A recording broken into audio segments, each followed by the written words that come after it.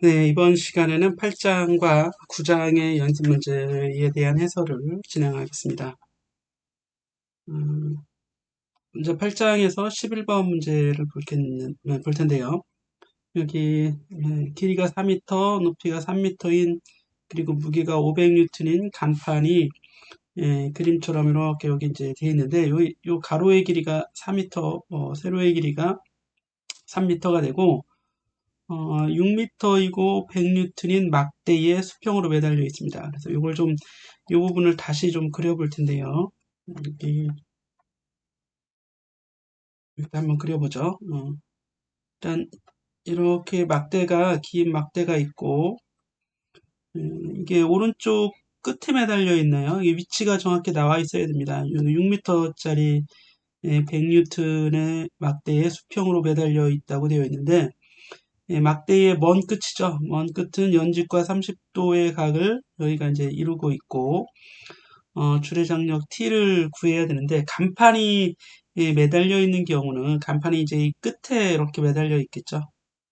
정확히 그림상으로는 표현이 안 되는데, 아마 요 끝이, 오른쪽 끝이 정확히 일치하는 것으로 보입니다. 그러면 요 길이가 6m가 되겠죠. 여기 이제 벽에 이렇게 연결돼 있어요.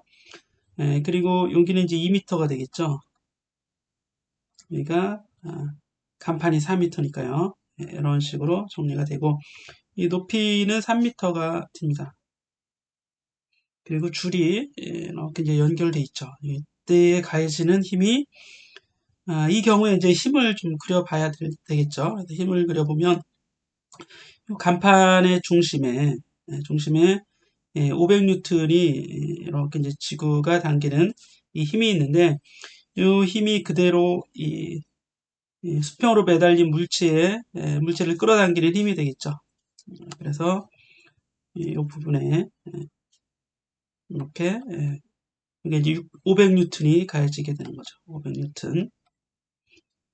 그랬을 때 이 수평 요만큼의 길이는 2m가 됩니다. 3m의 절반 이게 될 테니까요. 그리고 이 막대 자체도 무게를 가지고 있죠. 막대 자체의 무게는 6m의 중앙에 이렇게 이제 100N이 가해지게 되겠죠. 이 무게가 100N이라고 했으니까요. 이렇게. 자, 그리고 줄이 당기는 장력이 오른쪽에 이렇게 이제 T가 가해지게 될 겁니다. 그리고 이쪽에는 이 벽이 밀어내는 힘이 있겠죠. 벽이 밀어내는 힘이 있고, 여기 이제 묶여서 떨어지지 않게 하는 힘도 있겠죠. 그래서 수평으로 가해지는 힘이 하나 있고, 수직으로 가해지는 힘이 또 하나 있을 겁니다. 힘의 크기와 화살표의 벡터의 크기는 비례하지 않고 제가 임의로 그려낸 거예요. 그래서 오른쪽 방향으로 가해지는 힘을 이 힘을 뭐라고 할까요? 이 힘을 수직력 N이라고 하고요. 수직력 N이라고 하고 위로 가해지는 힘을 P라고 이렇게 좀 표시를 해보겠습니다. 이때 이제 줄의 장력을 구하는데 여기가 이제 요 각도가 30도가 되죠. 자, 이 문제는 이제 토크의 평형을 가지고 우리가 적용을 해보겠습니다. 토크의 평형 또는 회전운동의 평형이라고도 하죠. 회전 평형 이렇게 좀 표현을 해보겠습니다. 회전 평형은 합 토크의 알자 토크가 제로가 되는 이런 형태가 되는데 이때 왼쪽에 접촉하고 있는 이 점을 점 O라고 하겠습니다. 그래서 점 O에 대해서 토크를 좀 구해 보겠습니다. 그러면 이때 이 토크는 일단 이 P나 N은 그 점에 작용하고 있기 때문에 토크를 만들지 못하게 되고 먼저 이제 100N이 만드는 토크가 하나 있겠고 또 500N의 힘이 만드는 토크가 하나 있겠고 장력 T에 의한 토크가 존재하겠습니다. 그리고 이 값을 직접 이제 구해보는 거죠. 그럼 100N까지의 이 거리는 3m가 되죠. 그래서 요거는 이제 시계 방향으로 가해지는 힘에 의한 토크가 되니까 부호를 마이너스로 쓰겠습니다. 그래서 토크는 RF니까 3 곱하기 100이 돼서 300Nm가 되죠. 단위는 생략을 하겠습니다. 그리고 더하기 500N에 의한 토크인데 500N까지의 거리는 4m가 됩니다. 그렇죠? 왼쪽 끝에서 500N까지의 거리는 이 거리는 4m가 되는 거죠. 그래서 마이너스 2000 4 곱하기 500 하면 2000Nm가 되고 t는 이렇게 이만큼의 길이가 t에 대한 8이 되겠죠. 모멘트 8이 됩니다. 그럼 이 값은 이 삼각형 아래에 있는 이 작은 삼각형 있죠. 이 삼각형에서 구할 수 있겠죠. 이때 이 t가 가해지는 위치가 사실은 조금 애매하게 되어 있습니다. 이게 어떻게 되어 있냐면 여기에 이렇게 힘이 가해지고 있잖아요. 이 끝에 가해지는 게 아니라 그래서 이 t에 대한 값을 t가 만드는 토크를 사실 명확하게 구하기가 불가능합니다. 이 문제의 경우에는. 그런데 문제에서 막대기의 먼 끝이라고 했으니까 오른쪽 끝에 이렇게 여기 메어져 있는 거네요. 그림이 잘못됐네요. 그림이 잘못됐습니다. 이게 이 끝에 이렇게 연결이 돼 있어야 되겠죠. 그래서 이 그림으로 보자면 이 거리를 이렇게 이제 구해내야겠죠. 이 거리가 이걸 기호를 D라고 할까요? D. 그래서 D 곱하기 T 이렇게 됩니다. D는 요 거리잖아요. 요 거리가 이 길이가 D가 되는데 요 밑변의 길이가 수평 길이가 6m가 되고 요 값이 이제 60도가 되는 거고 요 값이 요 각도가 30도가 되는 겁니다. 그렇죠? 그래서 D는 6 곱하기 사인 60도 이렇게 구해줘도 되고 6 곱하기 코사인 30도라고 뭐 구해줘도 되겠죠. 어쨌든 이거 구하면 3 루트 3이 나옵니다. 그렇죠? 그리고 t는 값이 얼마인지 나와 있지 않죠? 그래서 이걸 그대로 보면 마이너스 dt부터 써주면 t 3 루트 3 곱하기 t 마이너스 2300이 되겠죠. 2300. 그런데 이 값이 이제 0이 돼야 되니까 t가 바로 구해지죠. 3분의 3 루트 3분의 2300 뉴턴이 구해집니다. 이게 A번의 답이 되는 거죠. 자, B번에 보면 벽과 접촉한 부분에서 벽이 막대에 작용하는 힘의 수평 성분, 이게 바로 이제 N이고요. 연직 성분, 이게 이제 P가 되는 거죠. 요거는 이제 토크의 평형을 위치를 변화시켜서 구할 수도 있지만 힘의 평형을 적용하면 또 쉽게 구할 수 있습니다. 힘의 평형에서 X성분, Y성분, X성분의 힘의 합이 X성분의 경우에는 N이 하나 있고요. 저 오른쪽 성분이 N이 있고 왼쪽 성분의 힘은 T의 마이너스 이제 T의 코사인 60도가 있죠. 코사인 60도. 요게 요 T를 분해하면 왼쪽에 가보시면 이만큼 성분이 있을 거 아니에요. T의 수평 성분. 그러니까 T 코사인 60도가 됩니다. 요게 0이 돼야겠죠. 그리고 Y축 성분의 합력. Y축 성분은 요거 600N이 하나 아래로 작용하는 힘이 있습니다. 그리고 T의 수직 성분도 있고 P도 있겠죠. 이걸 다 고려해 줘야 되죠. 그래서 위쪽 성분의 힘이 P 하나 있고 T 사인 60도 있고요. 사인 60도. 그리고 아래쪽으로 100, 500 더한 600이 있습니다. 이게 이제 제로가 되겠죠. 그래서 이제 첫 번째 식에서 n을 구하면 n은 t 코사인 60도가 됩니다. t는 먼저 구해놨었죠. 그래서 3 루트 3분의 2300 곱하기 코사인 60도는 그냥 2분의 1이 되겠죠. 그래서 이제 n을 구할 수 있고 그리고 p는 어떻게 돼요? p는 600 마이너스 t 사인 60도가 됩니다.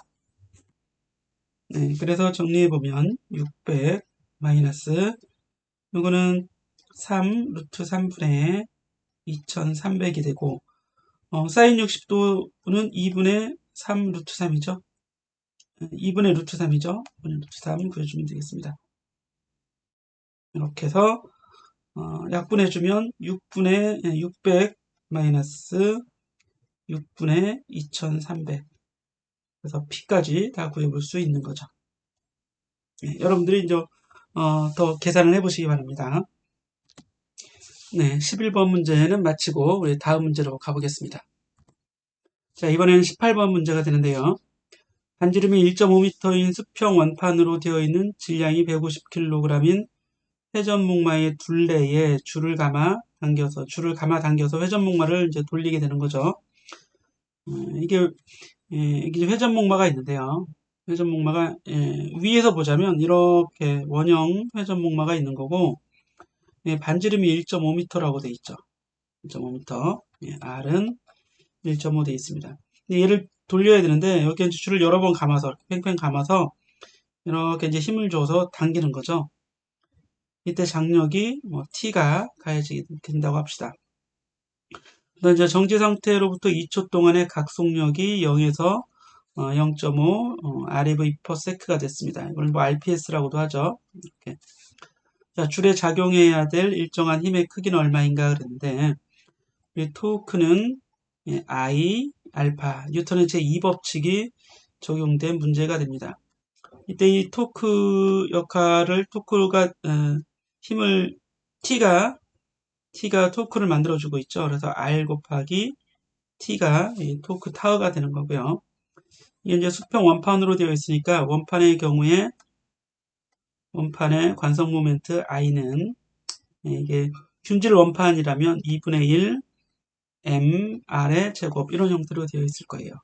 그래서 그대로 쓰면 2분의 1 질량을 대문자로 써도 되고 M 곱하기 R의 제곱 알파가 됩니다. 그렇죠? 자, 그런데 이제 각가속도를 구하는 방법이 알파는 d 오메가 dt가 되고, 이게 이제 균일하다면 델타 오메가 델타 t 이렇게 써도 되겠죠. 평균값이나 순간값이 같은 경우가 될 겁니다. 그러면 2초 동안에 각속도가 0.5 오메가가 0.5 ReV/s가 되는데, 이거를 라디안 퍼 세크로 바꿔주려면 1회전은 2파이가 됩니다. 2파이 라디안 퍼 세크가 되겠죠. 계산해보면 파이 라디안 퍼 세크가 됩니다. 그래서 여기도 2분의 파이가 되고 단위는 라디안 퍼 세크의 제곱이 되겠죠. 자, 이렇게 혹시 주변에서 무슨 소리가 들려도 개의치 말고 문제를 풀어주시기 바랍니다. 자, 그러면 우리가 이제 구하고자 하는 건 바로 t를 구하는 거잖아요. 그래서 t는 r을 하나 약분해주면 되겠죠. 2분의 1 m r 알파가 됩니다. 2분의 1 질량이 150kg이라고 되어 있고요. 반지름이 1.5m, 각가속도는 2분의 파이 라디안 퍼 세크 제곱 이렇게 됩니다. 이거 계산해주면 150 곱하기 1.5 해주면 이게 15 곱하기 15가 되는 거죠. 그래서 225가 되죠. 이거 계산하면. 맞죠? 225. 그리고 4분의 파이가 있죠. 2분의 2니까 4분의 파이 곱하기 125 단위가 그대로 바로 뉴턴이 되겠죠. 이렇게 계산하면 되겠습니다. 그래서 어쨌든 회전에 관한 뉴턴의 제2법칙 이 식으로부터 이제 장력 T를 구해내는 이런 문제가 되는 거죠. 자, 18번 이렇게 정리하시고 우리 다음 페이지 가보겠습니다. 22번인데요. 질량이 1kg인 원통이 미끄러짐 없이 표면을 굴러간다. 그래서 구르는 물체가 되죠. 어느 순간에 무게중심이 초속 10m의 속력을 가진다고 하고, 무게중심의 병진운동 에너지를 구하라 그랬으니까, 이거는 이제 우리 병진운동 에너지 K2, 카이네틱 에너지는 2분의 1 mv 제곱 이걸 이제 구해주면 되는데, 무게중심이 움직이는 속도를 구하면 되죠. 지금 형태가 원통이니까 이렇게 생겼겠죠. 옆에서 보면 이게 이제 이렇게 굴러가고 있습니다. 그때 질량 M은 10kg이 되는 거고요. 이게 반지름이 따로 나와 있지 않네요. 무게중심이 움직이는 속도, 이게 VCM이라고 합시다. 이게 초속 10m/s로 움직이고 있습니다. 그럼 그대로 평균운동 에너지는 뭐 어려울 게 없죠. 질량이 10kg, 그리고 속도가 10m/s 제곱 해주면 500이네요. 그렇죠? 500줄의 에너지가 구해집니다. 이게 A번이 되겠고, B번을 보면 무게중심의 중심축, 이게 이제 중심축이 이렇게 있겠죠. 이게 단면이니까 이렇게 생겼을 거예요. 그렇죠? 그래서 이 중심축에서 보자면 회전운동 에너지를 구하라 그랬습니다. 그런데 이 반지름이 얼마인지 모르지만 R이라는 반지름이 있다고 하자고요. 그러면 V는 R, 오메가라는 관계가 있습니다. 회전운동 에너지를 구할 때는 회전운동 에너지 KE, ROT라고 하자면 2분의 1 I 오메가의 제곱, 이걸 구해주면 되겠죠.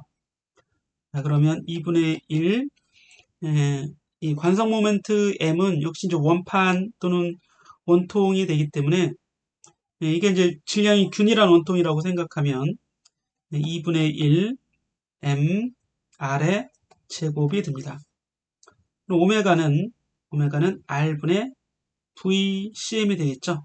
R분의 V의 제곱이 돼서 여기서 이제 R제곱이 이렇게 약분이 되죠. R제곱이 약분이 되고 결국 4분의 1 또는 그대로 그냥 2분의 1에 2분의 1 MV 제곱이 되는데 요만큼의 에너지가 A번에서 구한 평균운동 에너지입니다. 그래서 평균운동 에너지의 오히려 절반이 되는 거죠.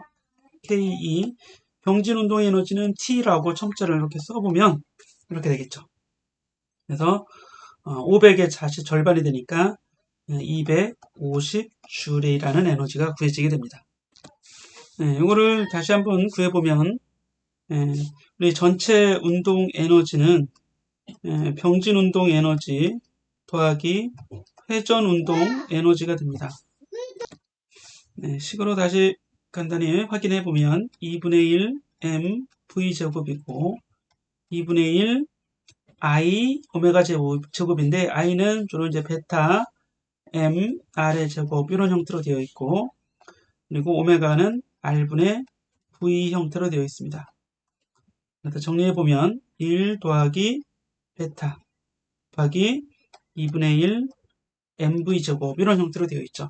그때 이제 베타는 베타의 경우에 베타는 어디에 많이 나오냐면 이게 이제 관성 모멘트 I가 2분의 1 MR의 제곱일 수도 있고 5분의 2 MR의 제곱일 수도 이렇게 돼 있잖아요. 그래서 베타 MR의 제곱이라고 이제 굴러가는 물체의 경우에는 이렇게 앞에 곱해지는 상수를 베타로 써낸 겁니다. 그래서 지금 이 문제에서는 베타가 2분의 1인 거죠, 여기. 그렇죠? 자, 이렇게 이해를 하면 되겠고, 따라서 전체 운동 에너지는 평균 운동 에너지가 500이고, 그리고 회전 운동 에너지가 250이니까 전체는 750줄이 되는 거죠. 22번 정리 마치겠습니다. 24번인데요. 지구를 균질하게 속이 찬 구로 가정하고 지구 자전에 의한 지구의 각운동량을 구해보는 게 이제 A번 문제고, B번은 이제 공전하고 있는 경우 지구를 점으로 생각하고 공전하는 지구의 각운동량을 계산하라 이런 얘기인데요. 그림으로 나타내면 A번 그림은 지구를 이렇게 하나의 구로 보는 거죠. 그래서 이렇게 이제 회전하고 있으니까 이 경우에 L을 구하면 I 곱하기 오메가가 됩니다. 이때 I는 구체이기 때문에 5분의 2 MR의 제곱으로 봐줘야겠죠. MR의 제곱. 그리고 오메가는 이렇게 이제 회전하는 각속도 오메가가 되는데 오메가는 T분의 2파이죠. T분의 2파이 이렇게 이제 쓸 수 있습니다. T는 주기가 됩니다. 그래서 이거 값을 그대로 넣어보면 5분의 2 곱하기 지구의 질량 6 곱하기 10의 24kg 정도가 되고, 이건 지구의 반지름이죠. 그래서 R 제곱하면 약 6,000km니까 6,600만 리터가 되겠죠. 이거를 제곱합니다. 단위는 다 MKS 단위를 사용하겠습니다. 그리고 주기는 하루의 시간이니까 86,400초가 돼요. 이렇게 되고 시간 단위 생략하니까 그냥 2파이. 그리고 전체 단위는 가군동량이 되기 때문에 킬로그램 미터 제곱 퍼 세크가 되겠죠. 이렇게 해서 이 값을 여러분들이 계산해주면 이게 이제 A번의 답이 되는 거고요. B번의 경우에는 B번은 이게 그냥 하나의 점으로 보자는 거잖아요. B번에서 태양이 여기 있고 태양으로부터 어떤 거리만큼 떨어진 곳에 지구가 이렇게 이제 공전하고 있는데 이 거리 이걸 R이라고 하겠습니다. 그리고 태양의 지구의 질량은 M이 되는 거고 이 경우 L은 I 오메가 이렇게 써줄 수 있는데 이때 오메가는 얘가 공전하는 각속도가 이제 오메가가 되겠죠. 자, 그래서 이 경우는 이제 입자기 때문에 그냥 MR의 제곱이죠. MR의 제곱 곱하기 오메가는 T분의 역시 2파이가 되는데 이때는 주기가 이제 공전 주기를 넣어야 되죠. 이거는 이제 자전 주기고 요 T는 공전 주기를 써 넣어줘야 됩니다. 공전 주기는 365일이죠. 그래서 여기 지구의 질량 6 곱하기 10에 24kg 곱하기 공전 궤도 반지름 약 1억 5천만 킬로미터죠. 곱하기 10에 11승 미터 정도가 됩니다. 1.5억 킬로미터니까요. 그렇죠? 1.5억이니까 10에 11승 이거 그대로 넣어주면 1.5 곱하기 10에 11승의 제곱 이렇게 되겠죠. 그리고 하루가 아니라 1년의 시간은 86,400초가 365일이 있는 거죠. 2파이 단위 역시 킬로그램 미터 제곱 퍼 세크가 됩니다. 그래서 이게 두 번째 B번의 가군동량이 되는 거죠. 그러면 가군동량 비교해 보면 여기가 이제 11승의 제곱이니까 이 값의 크기가 훨씬 큰 걸 알 수 있어요. 이게 제곱하면 22승인데 이거 제곱하면 12승이잖아요. 그래서 이 공전의 가군동량이 훨씬 큰 걸 계산할 수 있습니다. 물론 여기 365분의 1이 있긴 한데 거듭제곱이 너무 크니까요. 그렇죠? 이렇게 해서 우리 24번도 정리해보고 요거 여러분들이 다 계산한 다음에 전자계산기로 계산해서 답을 써줘야지만 인정이 됩니다. 다음 문제 가보죠. 이번에 28번인데요. 환성 모멘트가 I1인 아래판이 있고 그리고 I2인 위판이 있는데 아래판은 처음에 오메가 제로로 잘 돌고 있었고 위판이 내려와서 결합하고 나면 같이 돌겠죠. 같은 각속도로 회전한다 그랬습니다. 이때 나중 각속도 오메가를 구해보는 게 이제 A번이고 운동 에너지가 손실된 것을 보여라. 그러면 처음 운동 에너지, 나중 운동 에너지 구해보면 되는 겁니다. 한번 해보죠. 먼저 이게 이제 가군동량 보존 법칙으로 이 문제를 풀어야 되겠죠. 그래서 처음 가군동량, 즉 결합하기 전에 처음 가군동량은 나중과 같아야 돼요. 가군동량과 같아야 됩니다. 물론 총합이죠. 처음에는 아래판만 움직이고 있었으니까 LI라고 하자면 LI는 I1, 이걸 뭐 L1이라고 할까요? 처음을 그냥 LI라고 합시다. II 오메가 I. 나중은 LF라고 하자면 IF 오메가 F 이렇게 되겠죠. 이 둘이 같아야 됩니다. 처음에는 I1만 움직이고 있었죠. I1이 오메가 제로로 오메가 제로. 나중에는 이게 더해졌죠. I1과 I2가 더해지고 나중 각속도를 오메가라고 하자 이렇게 했습니다. 따라서 나중 각속도 오메가는 I1 더하기 I2분의 I1 오메가 제로 이렇게 되겠죠. 그럼 I1, I2는 값이 나와 있지 않고 그냥 뭐 숫자로 나와 있지 않으니까 이게 답이에요. 이게 A번의 답이 되고 B번의 경우에는 자, 에너지는 여기서는 이제 회전 운동 에너지만 있어요. 회전만 하고 있는 거 진행을 하지 않으니까. 그래서 처음 KE, KI 처음 회전 운동 에너지를 구해 보면 2분의 1 I1 오메가 제로의 제곱 이렇게 되겠고요.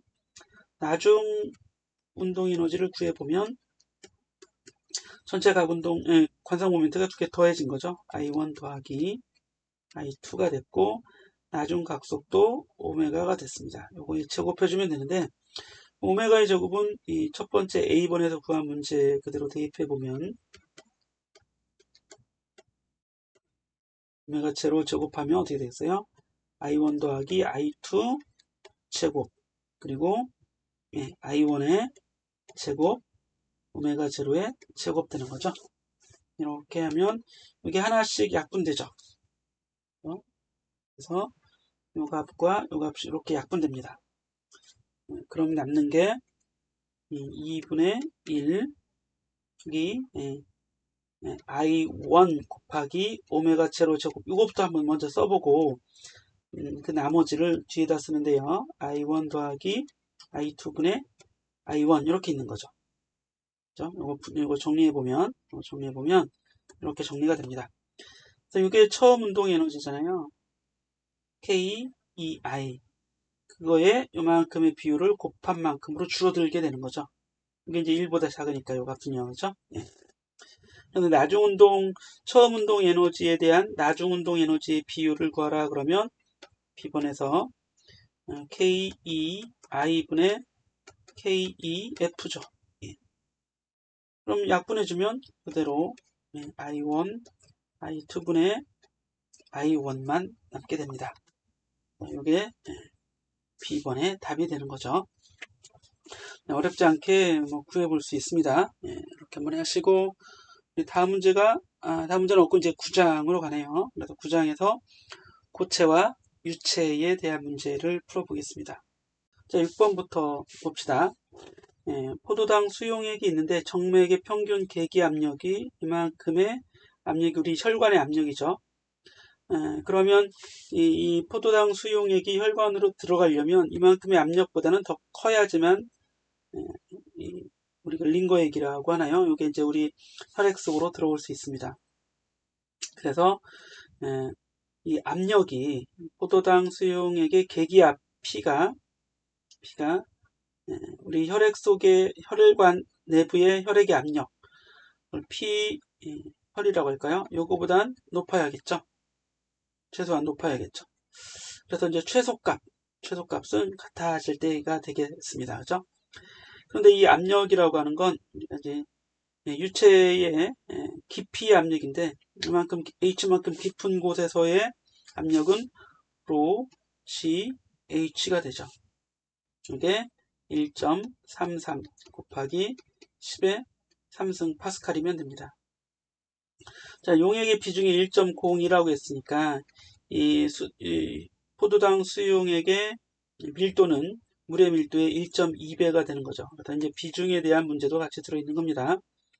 1.02 곱하기 10의 3승 킬로그램 퍼 미터의 세제곱이 이 용액의 밀도가 되는 거고 중력 가속도 9.8 곱하기 H가 1.33 곱하기 10의 세제곱이 되겠습니다. 따라서 H를 구하면 9.8 곱하기 1.02 10의 세제곱은 좌변 우변에서 약분이 되죠. 요거 이렇게 약분이 됩니다. 그래서 남는 건 1.33만 남겠죠. 단위는 미터가 되죠. 그래서 요거 두 개 곱하면 거의 10이에요. 10. 그렇죠? 그러니까 근사적으로 계산하면 대충 계산하면 여러분 이제 계산기 가지고 계산해야겠죠. 정확히 계산하게 되면 이게 어떤 값이 나올 텐데 근사적으로 계산하면 한 이게 10분의니까 거의 1.13cm 약 13cm 정도가 나오게 되는 겁니다. 그렇죠? 13cm는 그렇게 뭐 높지는 않네요. 그렇죠? 예, 이렇게 해서 여러분들은 이걸 정확하게 계산해 보시기 바랍니다. 중요한 건 유체의 표면으로부터 깊이 h인 곳에서 표면으로부터 깊이 h인 곳에서 압력 P는 로 GH가 된다. 이걸 잘 기억해야겠죠? 다음 문제 보겠습니다. 8번인데요.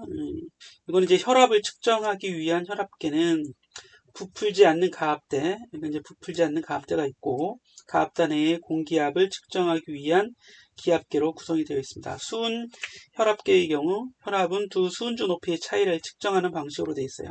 그래서 여기 높이차 H가 나죠. 높이차 H가 난다는 얘기는 압력차가 로 G 델타 H 델타 H를 그냥 아예 H라고 본 거죠. 이렇게 우리가 이제 써주면 되겠습니다.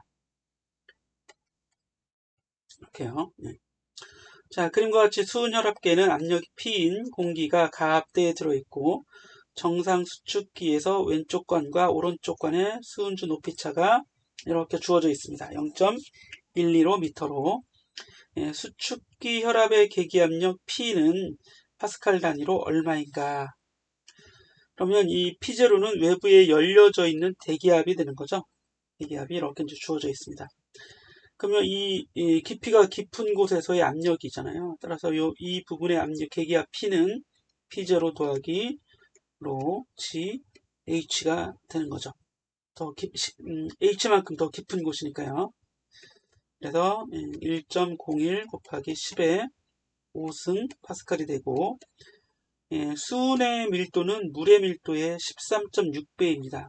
그래서 13.6 곱하기 10의 3승 킬로그램 이렇게 퍼미터의 세제곱 곱하기 G가 이제 9.8이 되는 거고 H가 0.125 굳이 여기는 괄호를 해줄 필요가 없네요. 그렇죠? 9.8 하기 0.115 요게 이제 답이 되는 거죠. 단위는 파스칼로 나옵니다. 그래서 이거 계산해 보면 10의 5승 파스칼. 근데 이게 P0가 이제 계기압을 구하는 경우에는 이 로즈H만 구하면 되는 거죠. 그렇죠? 압력 차를 구하는 거니까. 그렇죠? 계기압력을 구하라 그러면 이건 이제 절대압력이고요. 요 값은 절대압력이고 계기압력은 요걸 이제 빼줘야겠죠. 이렇게.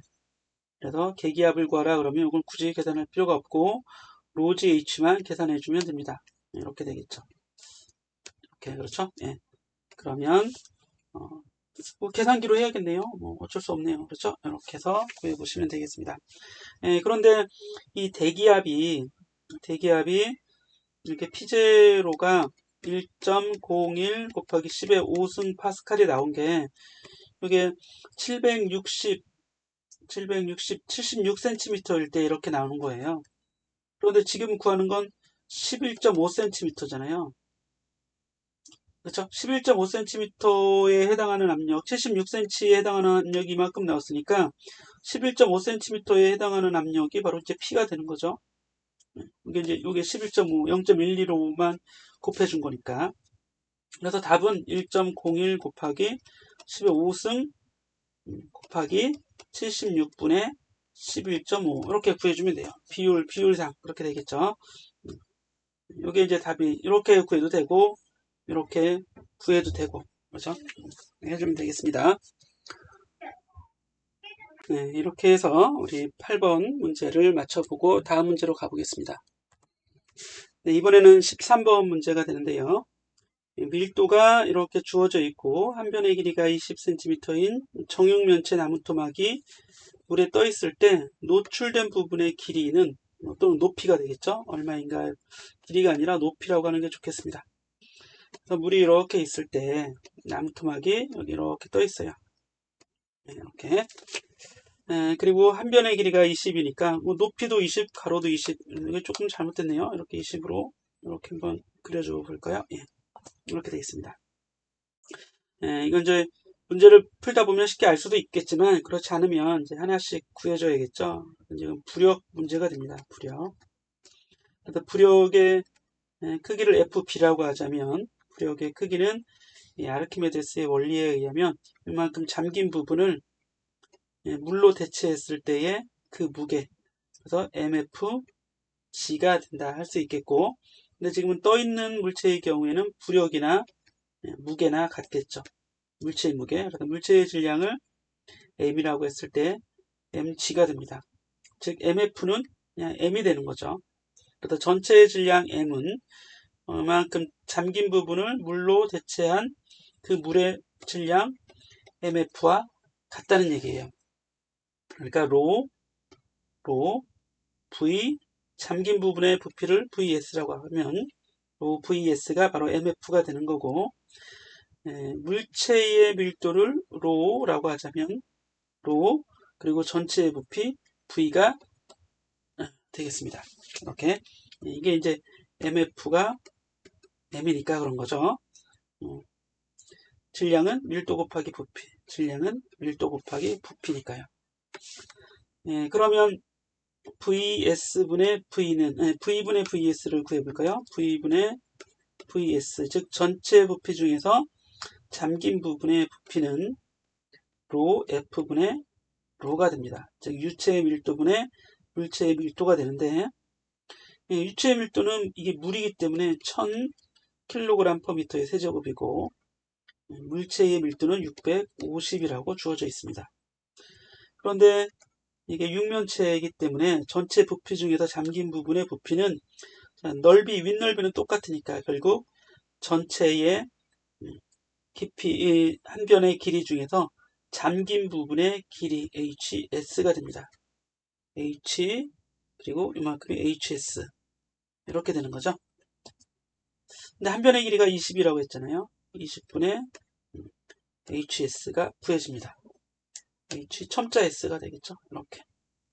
따라서 hs를 구하면 여기 0.65죠. 0.65 곱하기 20이니까 13이 되겠죠. 13cm가 이게 잠긴 부분의 높이죠. hs가 잠긴 부분의 높이가 13cm가 되고, 그럼 노출된 바깥 부분의 높이는 이거를 HO라고 할까요? HO는 7cm가 되겠죠. 그래야지만 전체 20 중에서 13이 잠긴 거니까 이게 0.65가 되는 겁니다. 이 비율하고 같다는 얘기죠. 자, B번에 그 나무 토막의 윗면이 수면과 같게 하기 위해서 올려놓아야 할 납덩어리의 질량은, 여기서 이제 외부에서 추가적인 힘을 주면 잠길 수 있겠죠. 그러면 그 잠겼을 때를 가정해봐도 되고, 아니면 지금 잘 보시면 잠겼을 때로 그냥 가정해볼까요? 전체가 다 잠겼을 때, 이때가 되는 거죠. 이때를 보시겠습니다. 그럼 외부에서 가하는 힘이 추가적으로 있는 거죠. 그거를 W라고 해보겠습니다. 그리고 나무 토막 자체의 무게도 있겠죠. 이게 mg가 됩니다. 그렇죠? 나무 토막 전체의 무게. 그런데 이 mg는 이미 사실 여기 구한 거나 마찬가지예요. 그렇죠? 이게 주어져 있으니까 이걸 구해보면 해도 되고, 여기에 이제 부력이 또 이렇게 있죠. fp 이렇게 있습니다. 그런데 이때의 부력은 다 잠겼을 때의 부력이잖아요. 그렇죠? 그래서 이게 이제 평형이 돼 있을 거라고요. 자, 그러면 아래로 작용하는 힘들이 W 더하기 mg가 작용하고 위로 가해지는 힘이 부력 fp가 됩니다. 이걸 다 더하면 제로가 되면 평형이 되는 거고, 따라서 W는 fp 마이너스 mg 이렇게 이제 구해지게 되겠죠. 이때의 부력은 앞에서 구한 이 부력이 아니라, 이건 전체가 다 잠겼으니까, 전체가 다 잠기면 mfg는 로 f 전체 부피가 다 잠긴 v가 되겠죠. g 마이너스 mg가 되는데, 이건 결국 로 f 마이너스 로 v g 이렇게 되게 되겠죠. m이 로 v니까요. m이 로 v니까. 그래서 이거 계산하면 1000에서 650을 빼주면 250 곱하기 전체 부피는 0.2의 세제곱이죠. 이 0.2m, 0.2m 이게 정방형이 되니까요. 그렇죠? 0.2의 세제곱 곱하기 9.8 이게 답이 되는 겁니다. 단위는 이제 뉴턴이 되겠죠. 네. 그래서 이게 이제 B번의 답은 250 곱하기 0.2의 세제곱 곱하기 9.8 단위가 뉴턴 이렇게 내주면 되겠습니다. 이만큼의 힘을 이제 위에서 이렇게 눌러주면 이제 다 잠겼을 때 힘의 평형 관계가 나오게 되는 겁니다. 좀 어렵게 생각할 수는 있겠지만 힘이 3개밖에 없잖아요. 외부에서 납덩어리가 누르는 힘, 그리고 위로 작용하는 부력, 이 나무 토막 자체의 무게 이렇게 정리해주면 되겠습니다. 자, 다음 문제 가보죠. 이번에는 21번 문제가 되는데요. 안찌름이 2.5cm라고 주어져 있어요. 관이 놓인 큰 부분이니까 이 부분의 지름이 D라고 합시다. D는 2.5cm가 되는 거고, 그리고 이제 잘록한 부분은 이 지름을 스몰 d라고 하자고요. 이걸 좀 구해보고자 하는 거죠. 그런데 물의 흐름률은 이만큼이다라고 주어져 있는데 이 흐름률 자체의 값은 본래는 이 초당 부피가 되는 거죠. 그래서 부피 나누기 초가 돼요. 그래서 부피 나누기 t 이렇게 할까요? 이렇게. 그럼 어떤 양이 흘러갈 때 흘러간 부피는 면적 곱하기 길이가 됩니다.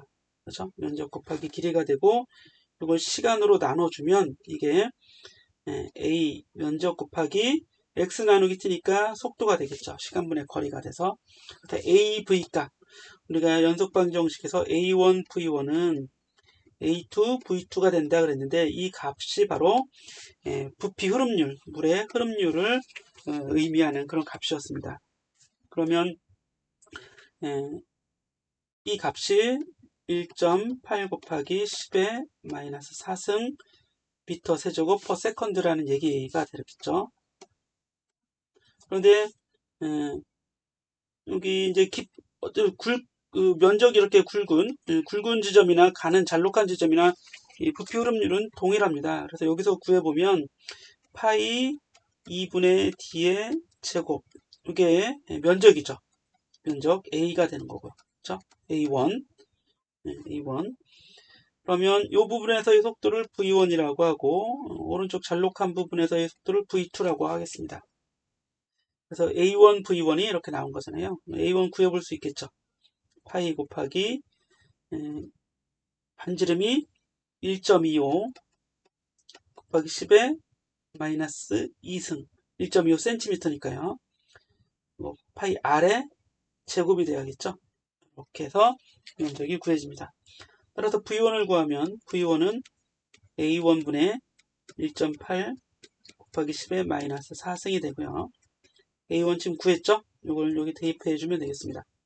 파이 곱하기 1.25의 제곱 곱하기 10의 마이너스 4제곱분의 1.8 곱하기 10의 마이너스 4제곱이니까 이게 10의 마이너스 4승 마이너스 4승은 그대로 약분이 돼서 답이 파이 곱하기 1.25의 제곱 그리고 1.8 이거 여러분들이 계산기로 구해보면 되겠죠.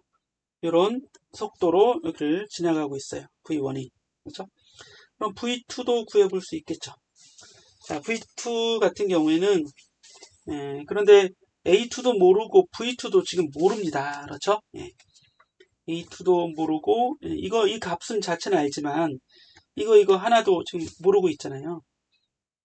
하지만 이제 이걸 구할 수 있는 방법은 베르누이 방정식으로 구해줘야겠죠. 베르누이 방정식은 P 더하기 2분의 1 로 V 제곱 더하기 로 G Y가 일정한 건데 즉 1번 지점이나 2번 지점에서는 이제 같겠죠. 그래서 P1 더하기 2분의 1 로 V1의 제곱 근데 높이는 같아요. 이게 지금 높이가 그죠? 높이가 바뀌질 않으니까 높이에 대한 항은 생략해주고 P2 더하기 2분의 1로 V2의 제곱 이런 식이 되겠죠. 자 그런데 P1 마이너스 P2 그리고 얘는 로 V2제곱 마이너스 V1제곱 이렇게 정리를 해줄 수 있고, P1 마이너스 P2는 요만큼의 깊이차가 있기 때문에 요만큼 깊이차가 있는 거죠. 이 H에 대한 압력차가 로지 H가 됩니다. 그래서 이걸 오른쪽에 항에 다시 쓰게 되면 로지 H가 되는 거죠. P1 마이너스 P2가.